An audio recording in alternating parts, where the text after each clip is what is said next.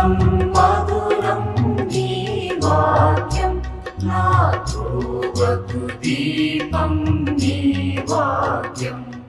యేసు నామంలో మీకు శుభములు సమృద్ధిగా కలుగును గాక. మధురం నీ వాక్యం అనే కార్యక్రమానికి స్వాగతం. ఈరోజు మనము అంధకార శక్తి నుండి వెలుగు సామ్రాజ్యంలోనికి బదిలీ, ట్రాన్స్ఫర్ అనే అంశాన్ని ధ్యానించుకుందామండి. మధురం మధురం నీ వాక్యం నా త్రోవకు దీపం నీ వాక్యం. కొలొస్సీ 1వ అధ్యాయంలో 13, 14 వచనాలు మనం ఒకసారి చూద్దాము. అక్కడ ఏమని రాస్తాడంటే పౌలు, తండ్రి దేవుడు మనల్ని సాతాను యొక్క అంధకార సంబంధమైన సామ్రాజ్యం నుండి తన కుమారుని యొక్క వెలుగు సామ్రాజ్యంలోనికి మనల్ని బదిలీ చేశాడంటే ట్రాన్స్ఫర్ అన్నమాట. ఇప్పుడు టీచర్స్కి కానీ అందరికీ ట్రాన్స్ఫర్స్ అవుతాయి కదండి. నా ఫ్రెండ్స్ కూడా చెప్తుంటారు, అక్క నాకు ఇక్కడ ట్రాన్స్ఫర్ అయింది, ఇక్కడ ట్రాన్స్ఫర్ అయింది. కొంచెం వాళ్ళకి ఇంటికి దగ్గరగా ఉందనుకోండి, అప్పుడు సంతోషంగా చెప్తారనమాట. అయితే అసలు మనల్ని మన పరలోక తండ్రి తన అనంతమైన ప్రేమతో మనల్ని సాతాను యొక్క చీకటి అంధకార ఆ సామ్రాజ్యం నుండి మనల్ని వెలుగు సామ్రాజ్యంలోనికి, యేసుప్రభు యొక్క వెలుగు సామ్రాజ్యంలోనికి తీసుకొని వచ్చారనమాట.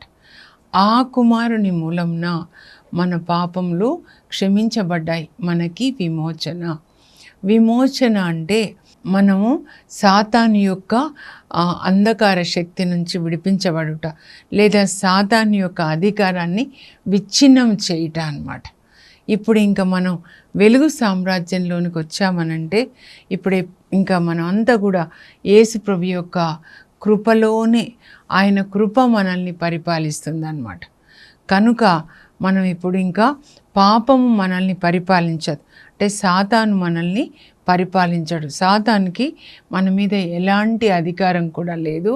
మనము దేవుని యొక్క కృపకే కానీ ధర్మశాస్త్రంకు లోనైన వాళ్ళము కాదు అని రోమా 6:14 పౌలు రాస్తాడండి. Once we transferred from the satanic kingdom, the dark kingdom of the devil to the light kingdom of Jesus Christ. ఇంకా మనకిప్పుడు సాతాన్ రాజ్యంలో ఉన్నప్పుడు ఏంటి అనంటే సాతాన్ యొక్క అధికారం క్రింద ఉంటామన్నమాట. కానీ దేవుని రాజ్యంలోకి వచ్చినప్పుడు ఇప్పుడు ఆయన కృప మనల్ని పరిపాలిస్తుంది, మన తండ్రి రాజ్యం అన్నమాట. కాబట్టి ఆయన పిల్లలుగా మనకి ఎప్పుడు సంతోషం. ఇప్పుడు పరలోకం చూడండి ఎలా ఉంటుంది. పరలోకంలో ఎప్పుడూ ఆనందమేనండి. ఎల్లప్పుడూ దేవుని సన్నిధిలో మనం ఆనందిస్తూ ఉంటాము. పరలోకంలో జీవవృక్షపు ఫలాల్ని ఆస్వాదిస్తూ ఉంటాము. దేవుని యొక్క వెలుగు ఆయన సన్నిధి గుడారంలాగా మనల్ని కప్పుతుంది అన్నమాట. మనం ప్రకటన గ్రంథం చివరి అధ్యాయం అండి, పరలోకాన్ని గురించి రాస్తాడు యోహాన్. అక్కడ దేవుని సింహాసనం నుండి జీవజల నదులు వస్తున్నాయి. దానికి ఇరువైపులా జీవవృక్షాలు ఉన్నాయి. అవి 12 నెలలు కాయలు కాస్తాయి. మనం ఆ ఫలాల్ని ఆస్వాదిస్తూ ఉంటాం. మన దేవుడే మనకి వెలుగుగా ఉంటారు. మన కుడి ప్రక్కన మన యేసుప్రభు ఉంటారు. ఆయన సన్నిధిలో మన ఎప్పుడూ ఆనందమే. ఇంకా ఈ లోకంలో ఉన్న కన్నీళ్ళు కానీ, అనారోగ్యము, బాధ ఏది ఉండదన్నమాట. ఎల్లప్పుడూ ఆనందంగా ఉంటాం. అందుకే దావీదు రాస్తాడు 16:11 there is fulness of joy in your presence. దేవుని యొక్క సన్నిధిలో ఎల్లప్పుడూ ఆనందం ఉంటుందండి. అందుకే పౌలు రాస్తాడు, నా జీవితం ప్రభువునందు నా జీవితము నాకు ఎంతో ఆనందంగా ఉంది. ఎప్పుడు రాస్తాడంటే ఫిలిప్పి పత్రిక 4వ అధ్యాయం 11వ వచనం అండి. ఇంకా దానికి ముందు ఫిలిప్పి 4:4 కూడా ఏం రాస్తాడంటే, ప్రభువునందు ఆనందించండి, మరల చెప్పుచున్నాను ప్రభువునందు ఆనందించండి. మన ఆనందము ప్రభువులో ఉండాలన్నమాట. ఆ ప్రభు మనలో ఎక్కడ ఉండాలంటే మన లోపల ఉండాలన్నమాట. చీకటి నుండి వెలుగులోనికి దేవుడు మనల్ని నడిపించారు. తన కుమారుని యొక్క వెలుగు సామ్రాజ్యం, వెలుగు అంటే ఎఫెసీ 5:9 ఉంటుంది. అన్ని విధములైన మంచితనము, నీతి, అలాగే సత్యం అన్నమాట. యేసుప్రభు వెలుగు, మనం కూడా వెలుగు అన్నమాట. ఆయన మనలో ఉన్నాడు అనుకోండి, అదే పరలోకం అన్నమాట. ఎల్లప్పుడూ మనం ఆయనతో ఆనందించాలి. పరలోకానికి వెళ్ళిన తర్వాత కాదండి, ఇక్కడే పరలోకం. యేసుప్రభు పుట్టినప్పుడు చూడండి, యేసుప్రభు ఎక్కడుంటే అదే పరలోకం. ఆయన నాలో ఉన్నాడు, ఇప్పుడు నా యేసు, కాబట్టి నాకు ఎప్పుడూ ఆనందం అన్నమాట. యేసుప్రభు పుట్టినప్పుడు చూడండి, పరలోకంలో ఉన్న దూతలందరూ వచ్చేసారు. ఒక్క దూత వచ్చి గొర్రెల కాపర్లకి లూకా 2లో శుభవర్తమానాన్ని ఇస్తాడు. నేడు మీకు దావీదు నగరమున ఒక రక్షకుడు పుట్టాడు, ఆయన క్రీస్తు ప్రభువు. శిశువు పొత్తిగుడ్డల్లో చుట్టబడి పశువుల తొట్టిలో పరుండబెట్టబడి ఉండటం మీరు చూస్తారు, అదే మీకు ఆనవాలు అని ఒక దూత చెప్తుంటే, ఆ లోపల పరలోకం నుంచి దేవదూతల సమూహం, ఎంతోమంది దేవదూతలు వచ్చి బెత్లెహేంలో పాట పాడతారండి. పరలోకంలో దేవునికి మహిమ, భూలోకవాసులకు సమాధానం. ఎక్కడ ప్రభు ఉంటే అక్కడ దేవదూతలు, అక్కడ మనకి ఆనందం ఉంటుందండి. పౌలు ఫిలిప్పీ లేఖను రాసినప్పుడు రోమ్ చెరసాల్లో ఉంటాడండి. 4 లేఖలు రాస్తాడు, అందులో మొదటిది ఇది అనమాట. క్రీస్తు 60 నుంచి 62 వరకు, అంటే హౌస్ అరెస్ట్ అనమాట. అయితే వాళ్ళు చెరసాల హౌస్ అరెస్ట్ అయిన ఎట్లా అంటే, ఒక చేతికి బేడీలు వేసి ఇంకొక చెయ్యి రోమా సైనికుని చేతితో అనమాట. ఒకటి పౌలు చెయ్యి, ఇంకో చెయ్యి రోమా సైనికుని. అంటే వీళ్ళు ఒకవేళ పారిపోతే, రోమా ప్రభుత్వం వాళ్ళు బంధించిన ఖైదీలు పారిపోతే, రోమా సైనికుడు ఉంటాడు కదా, కాబట్టి ఎక్కడికి పారిపోయినా ఆయన పట్టుకుంటాడని. సో ఒక చేత్తో ఎప్పుడూ అలాగే ఉంటుందండి, హ్యాండ్ కఫ్స్తో బంధించబడి, ఇంకో చేత్తో ఆయన లేఖ రాస్తున్నాడు. ఆనందంగా ఉన్నాను, మీరు కూడా ఆనందించండి అని లేఖను రాస్తూ ఉన్నాడు అనమాట. కనుక ఈ వెలుగు సామ్రాజ్యంలో ఏముంటుంది అంటే, దేవుని యొక్క పరిపాలన. దేవుడు మనల్ని పరిపాలిస్తాడండి, రాజులకి రాజుగా, ప్రభువులకి ప్రభువుగా. ఆ రాజు మనకి కొన్ని శాసనాలు కూడా చేస్తాడు కదా. మీ దేవుడు పరిశుద్ధుడైనట్లే మీరును పరిశుద్ధులైన. ఈ దేవుని యొక్క సామ్రాజ్యము, వెలుగు సామ్రాజ్యము, అది పరిశుద్ధమైనదన్నమాట. సో ఈ వెలుగు సామ్రాజ్యంలో మనం కూడా పరిశుద్ధులుగా, మన కన్నులు పరిశుద్ధంగా. నేను ఒకరితో చెప్తా ఉన్నాను, కంటికి క్యాటరాక్ట్ ఆపరేషను, నాలుక పరిశుద్ధంగా, చెవులు పరిశుద్ధంగా, మన ఆలోచనలు పరిశుద్ధంగా, మన హృదయం పరిశుద్ధంగా ఉండాలంటే పరిశుద్ధమైన వాక్యంతో మనం ఎప్పుడూ కడగబడాలండి. మన శరీరం ఎట్లా కడుక్కుంటాం నీళ్ళతో, వాక్యం అనే నీళ్ళతో మన హృదయాన్ని, మన మనస్సుని, మన శరీరం, అంటే 3 సెన్స్ ఆర్గన్స్, నాలుక, కన్నులు, చెవులు, ఈ 3 ముఖ్యమైనవి అన్నమాట. కడుక్కుంటూనే ఉండాలి, కంటిన్యూస్గా కడుక్కుంటూ. ఆ దేవుని యొక్క రాజ్యంలో అంత పరిశుద్ధత, ఆనందము ఇవే ఉంటాయండి, సంతోషం. కానీ సాతాను రాజ్యంలో ఏంటి అంటే, మనల్ని సాతాను పిల్లలు కాదు, మనం సాతాను పిల్లలు కాదు, బానిసత్వం అన్నమాట. ఇజ్రాయేలు ప్రజలు అక్కడ ఫరో రాజు బానిసత్వం కింద ఉంటారు 430 సంవత్సరాలు. అప్పుడు దేవుడు తన అనంతమైన ప్రేమతో మోషే ద్వారా వాళ్ళని ఆ ఫరో బానిసత్వం నుంచి విడిపించి కానా దేశానికి నడిపిస్తాడు. మరి కొన్ని రోజులు అక్కడ సినాయి పర్వతం దగ్గర వాళ్ళకి ఉపదేశం చేసిన తర్వాత, మీరు ఇలా జీవించండి అని చెప్పిన తర్వాత అన్నమాట. సో ఈ బానిసత్వం నుంచి దేవుడు మనల్ని విడిపించాడండి. ఇది మనం తెలుసుకోవాలి. ఇప్పుడు మనము సాతాను బానిసత్వం క్రింద లేము అన్నమాట. ఎందుకు చెప్తున్నా అంటే, సాతాను శోధిస్తున్నాడక్క, సాతాను మా ఇంట్లో పరిపాలిస్తున్నాడక్క, దేవుని పరిపాలన క్రింద ఉన్నాం కనుక మనం చెప్పాలి, మన బిడ్డల్ని ఆశీర్వదించాలి. నా బిడ్డలు దేవుని ఆత్మ చేత నింపబడి, దేవుని ఆత్మ చేత బోధించబడతారు. వాళ్ళు ఏటి ఒడ్డున నాటిన చెట్లలాగా దినము రాత్రి బైబిల్ గ్రంథాన్ని చదువుకొని ధ్యానించి పాటిస్తూ ఉంటారు. నా బిడ్డలు దేవుని ధర్మశాస్త్రంలో ఆనందిస్తూ ఉంటారు, దేవుణ్ణి గౌరవిస్తారు, దైవభీతి కలిగి ఉంటారు.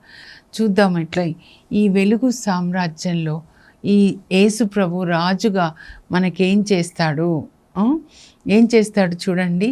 మనం దేవుని కృప క్రింద ఉన్నాం అన్నమాట. ఏంటి ఆ కృప అంటే, ముందు దావీదుని జ్ఞాపకం చేశారండి ప్రభు. దావీదు చూడండి పాపం చేస్తాడు, కానీ దేవుడు దావీదుని క్షమిస్తారండి. అదే కృప అన్నమాట. పాపం చేయమని కాదు, శరీరం ఉంది కనుక మనం ప్రతి ఒక్కరూ, నేను కూడా పాపం చేస్తానండి, నేను కూడా పాపిని చెప్తున్నాను. కానీ ఈ దేవుని రాజ్యంలో యేసు ప్రభు యొక్క కృప వలన, ఆయన శిలువ మరణం ద్వారా మనకి పాప క్షమాపణ. యేసు ప్రభు శిలువలో సాతాన్ని శిలువకి కొట్టేశాడనమాట. సాతాను అధికారాన్ని కొట్టేశాడు కనుక సాతాను ఇక మనల్ని పరిపాలించాడు. పాప క్షమాపణ. ఒక గొర్రెలు కాచుకునే దావీదుని దేవుడు రాజుని చేస్తారు. ఒక రాజే కాదండి, ఆయన ప్రవక్త అండి. దావీదు ప్రవక్త. పేతురు మొదటి ప్రసంగంలో చెప్తాడు, దావీదు ప్రవక్తగా ఆయన యేసుప్రభు యొక్క మరణాన్ని ముందే చెప్పాడు.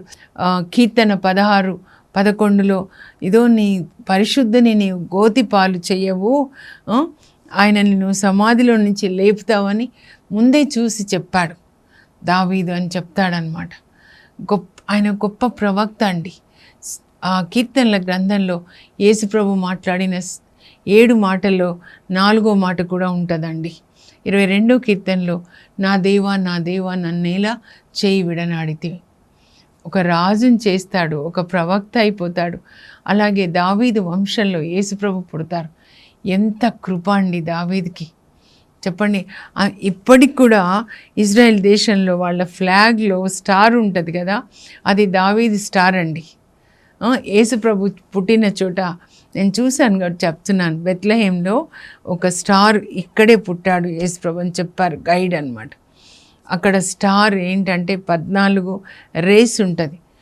అబ్రహాం నుంచి దావీదు వరకు 14 తరాలు, దావీదు నుంచి బాబిలోనియా ప్రవాసం వరకు 14, అక్కడి నుంచి యేసుప్రభు పుట్టే వరకు 14 అనమాట. సో ఆ స్టార్ని దావీదు స్టార్ అని పిలుస్తారు. దావీదు వాళ్ళ పశువుల పాకే కదండి యేసుప్రభు పుట్టింది కనుక దాన్ని దావీదు స్టార్ అని పిలుస్తారనమాట. ఎంత కృప. పేతురు, చేపలు పట్టుకునే పేతురుకి ఎంత కృప అండి.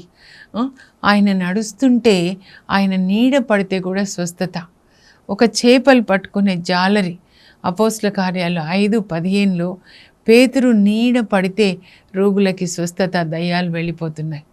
ఇంకా అపోస్తల కార్యాలు 19వ అధ్యాయానికి వచ్చినట్లయితే నాకు నిజంగా అనిపిస్తుంది, ఎంత కృప అసలు దేవుని యొక్క కృప. నీ కృప నాకు చాలు. ఈ దేవుని రాజ్యంలో మనకి అర్హత లేనన్ని ఆశీర్వాదాలు అన్నమాట.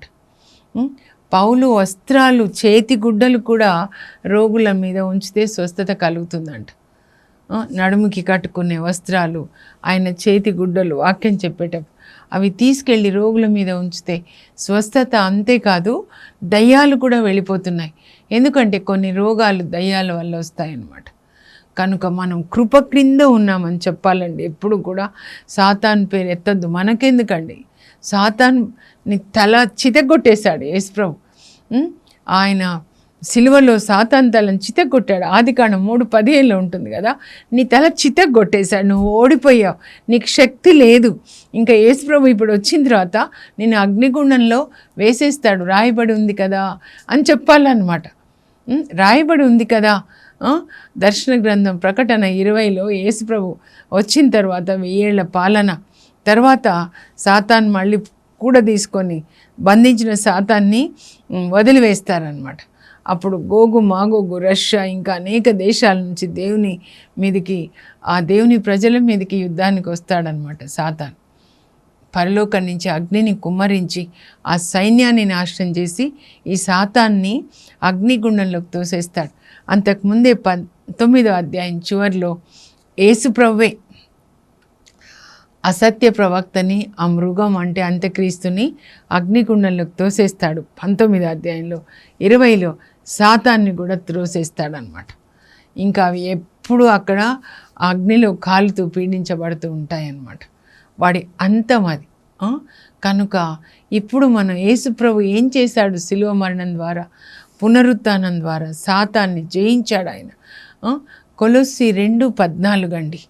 14 నుంచి 16 వరకు మనం చదివితే యేసు ప్రభు శిలువ మీద మనకి రుణంగా ఉన్నటువంటి 10 ఆజ్ఞల వలన మన మీద రుణంగా ఉన్నటువంటి, అంటే ఆ పాపాన్ని, ఆ పత్రిక, ఆ పాపపు పట్టికని ఆయన శిలువకి కొట్టేశాడనమాట. 10 ఆజ్ఞలకి లేదా పాత నిబంధనలో 613 ఆజ్ఞలకి వ్యతిరేకంగా మనం చేసిన పాపాలని ఆయన శిలువకి కొట్టేశాడు. అంతేకాకుండా ఆయన అధికారులు, అంటే ఆకాశ మండలంలో సాతాను పిశాచులు ఎక్కడున్నాయంటే ఇప్పుడు ఆకాశ మండలంలో ఉన్నాయన్నమాట. ఎఫెసీ 6:10లో చెప్తారు. ఆ ఆకాశ మండలంలో ఉన్న ప్రధానులు, అంటే ఒక్కొక్క దేశానికి మనకి ఈ లోకంలో కూడా ఒక ప్రధాని ఉన్నట్లే సాతాన్ రాజ్యం కూడా ఎంత ప్లాన్గా ఉంటుందంటే ఒక్కొక్క దేశానికి, ఇప్పుడు ఇరాన్కి, లేకపోతే ఇజ్రాయెల్ దేశం, భారతదేశం, అమెరికా, ఒక్కొక్క దేశానికి ఒక్కొక్క ప్రధానిని, రాష్ట్రాలకి ముఖ్యమంత్రులని, అలాగే ఒక్కొక్క ఇంటికి కూడా పిశాచులు, ఒక్కొక్క వ్యక్తికి మనల్ని నాశనం చేయడానికి అన్నమాట. సాతాన్ పని ఏంటంటే దొంగిలించటకు, హత్య చేయటకు, నాశనం చేయడానికి వస్తాడనమాట. అయితే యేసు ప్రభు శిలువ మీద ఏం చేశారంటే ఈ అధికారులు, ప్రధానులని ఆయన నిరాయుధులను చేసి వాటిని బంధించి విజయయాత్రలో నడిపించాడు. ఇప్పుడు పోలీసులో ఒక డిఐజీ ఆఫీసర్ ఉన్నారనుకోండి, టెర్రరిస్టులని ముందు పట్టుకుంటే ఏం చేస్తారంటే వాళ్ళ చేతిలో ఉన్న ఆయుధాలన్నీ తీసుకుంటారండి. అప్పుడు వాళ్ళు సరెండర్ అయిపోతారు. ఇంకా వాళ్ళ దగ్గర గన్స్ లేవు, ఇంకా ఏమీ లేవంటే సరెండర్ అయిపోతుంది. అదే యేసు ప్రభు శిలువ మీద చేశాడు. ఈ గొప్ప సత్యాన్ని మనం గ్రహించాలండి. గ్రహించి దాన్ని మనము డిక్లేర్ చేసి, నోటితో డిక్లేర్ చేసి, ఆ యొక్క విజయాన్ని మనం డిక్లేర్ చేసి దాన్ని మనం ఆనందించాలి, అనుభవించాలన్నమాట. We should experience that. ఇప్పుడు క్రికెట్లో ఒక టీం, మన ఇండియన్ టీం గెలిస్తే మనం అంతా గెలిచినట్టే కదా. యేసుప్రభు గెలిచాడు, మన యేసుప్రభు అంటే మనందరం గెలిచామన్నమాట. ఆయన రాజ్యంలో మనం ఉన్నాము కాబట్టి మనందరం గెలిచాం. ఒక రాజు ఇంకో రాజుని గెలిచినప్పుడు ఆ రాజుని బంధించి తన దేశానికి తీసుకెళ్తాడు. నెబుకద్నెజర్ రాజు అలాగే తీసుకెళ్తాడు చివరి రాజులని, యూదా రాజులు, యెహోయాకీంని, ఆయన కొడుకు యెహోయాకీన్ని, చివరి రాజు సిద్కియాని గొలుసులతో బంధించి తీసుకొని వెళ్తారనమాట. అలాగే యేసుప్రభు ఈ అంధకార శక్తుల్ని బంధించి విజయయాత్రలో నడిపించి తన యొక్క విజయాన్ని ప్రకటించాడనమాట. అప్పుడు ఈ విజయాన్ని మనం ఆనందించాలి. ఇంకా పవరే లేదు, ఓడించాడు యేసుప్రభు. నేను మీకు ఇది ఒక చిన్న ఉదాహరణ ద్వారా చెప్తా అండి. ఒక పోలీస్ ఆఫీసర్ ఉన్నాడు అనుకోండి. ఆఫీసర్ మరి బ్యాడ్జ్ ఉంటుంది ఆయనకి కదా. కాబట్టి మన రోడ్ మీద కానీ లేకపోతే ఏదైనా దొంగతనం చేసినా, ఏది చేసినా కూడా వాళ్ళు ఏం చేస్తారు, మనల్ని అరెస్ట్ చేసి దొంగల్ని జైల్లో పెడతారు. తర్వాత కోర్టు విధించిన శిక్ష వాళ్ళకి అమలు జరుపుతారు కదా. అంటే ఆ పోలీస్ ఆఫీసర్ బలంగా కూడా ఉన్నాడు, అధికారం ఉంది అన్నమాట. ఇప్పుడు అధికారం వెళ్ళిపోయింది అనుకోండి. అధికారం వెళ్ళిపోయిన తర్వాత ఇంకా ఆయనకి లీగల్ రైట్స్ ఉండవు. మనల్ని అరెస్ట్ చేయడానికి కానీ ఏది చేయడానికి లీగల్ రైట్స్ ఉండవు అన్నమాట. చట్టబద్ధమైన అధికారం ఆయనకు ఉండదు. అది ఇంకా అప్పుడు ఆయన మనల్ని బంధించడానికి కానీ శిక్షించడానికి కానీ ఏ అధికారం లేదు. అదే విధంగా యేసు ప్రభు కూడా సాతాను యొక్క అధికారాన్ని ఆయన శిలువ మీద తీసేశాడనమాట. తీసుకొని మళ్ళీ అందుకే ఆయన ఇహపరములందు నాకు అధికారం ఇవ్వబడినది కనుక మీరు వెళ్ళండి, నా అధికారాన్ని తీసుకొని మీరు వెళ్ళి సకల జాతి జనులను నా శిష్యులుగా మీరు బాప్తిస్మం ఇస్తూ పితాపుత్ర పరిశుద్ధాత్మ నామమున బాప్తిస్మం ఇచ్చు నా శిష్యులుగా చేయండి, నేను మీకు ఆజ్ఞాపించిందంతా వాళ్ళు ఆచరింప బోధించండి, లోకాంతం వరకు నేను సర్వదా మీతో ఉంటాను. ఏ అధికారం అయితే దేవుడు భూమిని సృజించినప్పుడు ఆదాము అవ్వలకి ఇచ్చారో భూమిని పరిపాలించండి అంటారు ఆదికాండం 1:28. కానీ వాళ్ళు సాతాను మాట విన్నప్పుడు ఆ అవ్వ వింటుంది ముందు కదా. అప్పుడు ఆ అధికారము సాతాన్కి విధేయులవ్వడం వల్ల వీళ్ళకిచ్చిన అధికారం సాతాన్ తీసుకుంటాడు. కానీ యేసు ప్రభు సాతాన్ తలని చితక కొట్టి అధికారాన్ని మళ్ళా తను తీసుకున్నాడు అనమాట. అది ఇప్పుడు వాడికి అధికారం లేదు. అందుకే పేతురు 1:5-8 గర్జించే సింహంలాగా తిరుగుతున్నాడు కానీ సింహం కాదు. ఇప్పుడు సింహం కాదు. మా ఊళ్ళో చిన్నప్పుడు నేను నమ్మేదాన్ని, ఒక ఆయన పులి వేషం వేసుకొని ఇలా అంటుంటే నిజంగా పులేమో అని, కానీ పులి కాదు. ఇప్పుడు కోరలు పీకేశాడు యేసుప్రభు, అధికారం లేదనమాట. కనుక ఇంకా ఇప్పుడు భయపెట్టిస్తే నీ అధికారం కొట్టివేయబడింది అని చెప్పాలి. యేసు ప్రభు నీ అధికారాన్ని కొట్టేశాడు, నువ్వు ఇప్పుడు మా పాదాల క్రింద ఉంటావు. మేము దేవుని యొక్క వెలుగు రాజ్యంలో ఉన్నాము, ఆయన కృప క్రింద ఉన్నాము. దేవుని రాజ్యంలో స్వస్థత అండి, పాప క్షమాపణ. మన రాజులుగా, ఆయన రారాజు అయితే మన రాజులు రాణిగా ఉంటామన్నమాట. మనకి ఇంకా ఇప్పుడు అనారోగ్యం ఉండదు. యేసు ప్రభు చెప్తాడు, నడుము వంగిపోయిన స్త్రీ 18 సంవత్సరాలు ఒక దయ్యం ఉంటే, ఓ స్త్రీ నీకు ఈ రోగం నుండి విముక్తి అనగానే ఆమెకి స్వస్థత కలుగుతుంది. మన దేవుని రాజ్యంలో ఉన్నాము, ఆయన రాజ్యంలో మనకు అనారోగ్యం వచ్చినా ఆయన మనకు ఆరోగ్యం ఇస్తాడు. మనం పాపం చేసినప్పుడు మరలా చెయ్యమండి. యేసు ప్రభు మనలోనికి వచ్చినప్పుడు మనం మళ్ళా పాపంలో పడిపోం. పునీత అగస్టిన్ గారిని చీకటి నుంచి వెలుగులోనికి తీసుకొని వస్తారు. గొప్పగా దేవుడు ఆయనను వాడుకుంటారు. వాళ్ళ అమ్మ మోనికా తల్లి ప్రార్థన వల్ల మన పిల్లలకి కూడా దేవుడు అదే చేస్తారు. మనల్ని ట్రాన్స్ఫర్, మన పిల్లల్ని, భర్త మీరు ఎవరి కోసం ప్రార్థిస్తున్నారో దేవుడు కొలొస్సి 1:13 ప్రకారం ఆ అంధకార శక్తి నుంచి విడిపించి తన కుమారుని వెలుగు సామ్రాజ్యంలోనికి తీసుకొని రావడమే కాదు, మన పిల్లల్ని తన చేతిలో మంచి పాత్రలుగా వాడుకుంటాడు. పునీత అగస్టిన్ గారిని వాడుకున్నట్లుగా వాడుకుంటాడు. తన అభిషేకాన్ని, తన శక్తిని మనకిస్తారనమాట. దేవుని రాజ్యంలో పేతురు, అపోస్తులు, పౌలు, పునీతులు ఎట్లా అభిషేకాన్ని పొందారు. అభిషేకాన్ని పొంది క్రీస్తుకి సాక్షులుగా జీవించారు. మళ్ళా పాపం చేయరండి. ఇంకా సౌలు కూడా క్రైస్తవుని హింసించాడు, కానీ ఒక్కసారి యేసుప్రభు దర్శించిన తర్వాత, యేసుప్రభు శక్తిని పొందిన తర్వాత యేసుప్రభుకి సాక్షిగా జీవిస్తాడు. 3 ఖండాల్లో స్వార్థను బోధిస్తాడు. మొదటిసారి ఏషియా మైనర్ గలతీ పట్టణాలకి, రెండోసారి గ్రీస్ అంటే యూరోపియన్ కాంటినెంట్, మూడోసారి ఎఫెస్ అంటే ఆఫ్రికా అన్నమాట. 13,000 మైళ్ళ దూరం ప్రయాణాలు చేసి, సముద్రాల్లో, అడవుల్లో ప్రయాణం చేసి ఆయన అనేక వేల ఆత్మల్ని సంపాదిస్తాడండి. 3 కాంటినెంట్స్ అన్నమాట. దేవుని మీరు డిక్లేర్ చేసుకోవాలి. ఏం డిక్లేర్ చేసుకోవాలంటే, మేము దేవుని యొక్క అధికారం క్రింద ఉన్నాం, దేవుని నీతిని ధరించుకొని ఉన్నాం, నేను క్రీస్తు నీతి అయి ఉన్నానని చెప్పాలి. ఈ దేవుని రాజ్యంలో యేసుప్రభు ఏంటో అదే మనం అన్నమాట. ఆయన పెద్ద కొడుకు అయితే తర్వాత మనం ఆయన పిల్లలు, పరలోక తండ్రి పిల్లలు అన్నమాట. కనుక యేసు రక్తం ద్వారా నేను నీతిమంతురాలుగా చేయబడ్డాను. I'm the righteousness of God in Jesus Christ చెప్పుకోవాలి. I'm an ambassador of Lord Jesus heavenly Father. 2 కొరింథీ 5:20 పౌలు చెప్తాడు, మేము క్రీస్తు రాయబారులుగా దేవునితో సమాధానపడుడని మేము మిమ్మల్ని బ్రతిమాలుకుంటున్నామని చెప్తాడు. We are ambassadors of Lord Jesus Christ. నేను యేసుప్రభు యొక్క వధువుగా ఉన్నాను, నేను సృజించిన వాడు నీకు భర్త అని చెప్తారు. I'm joyful, I'm victorious, I'm healthy, I'm wealthy in Jesus mighty name. మీరు ఏది డిక్లేర్ చేసుకుంటారో దేవుడు దాన్ని మనకు చేస్తారు. ఈ సత్యాన్ని మీరు గ్రహించాలండి. సాతాను ఓడిపోయాడు, తల చితగొట్టబడింది, తోక మాత్రం ఆడిస్తున్నాడు అనమాట.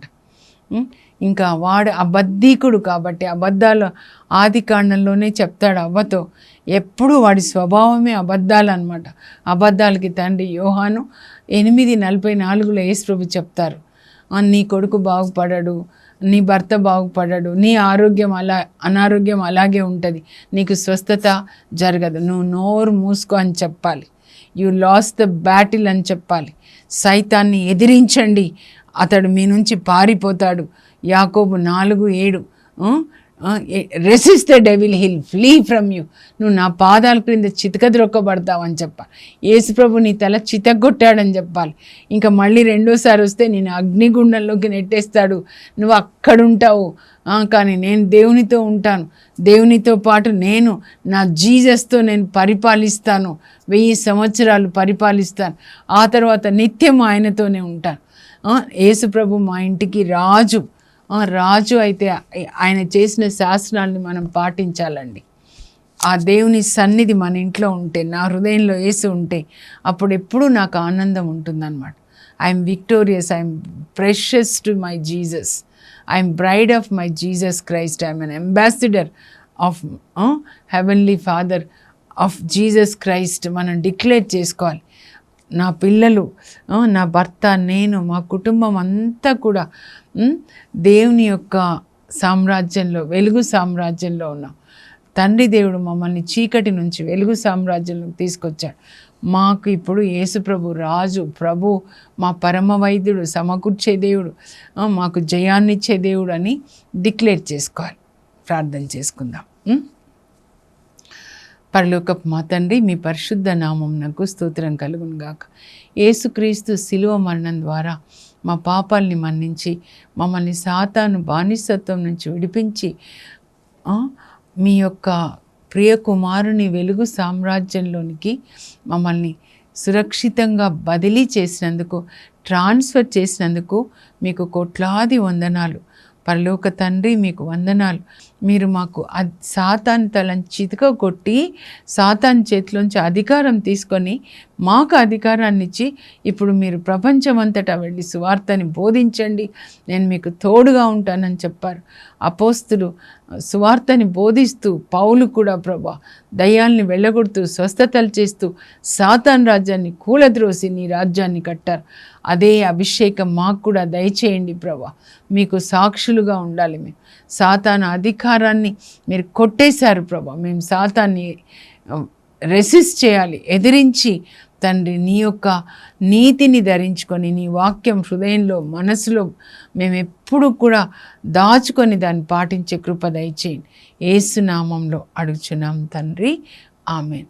దేవుని వెలుగు సామ్రాజ్యంలో ఆయన అధికారం క్రింద మీరు ఆనందంగా, ఆరోగ్యంగా, అభిషేకంతో, నీతిగా, వెలుగు ప్రజలుగా, ప్రేమ కలిగి జీవించే కృప దేవుడు మీకు దయచేయును గాక. God bless you. Have a blessed day.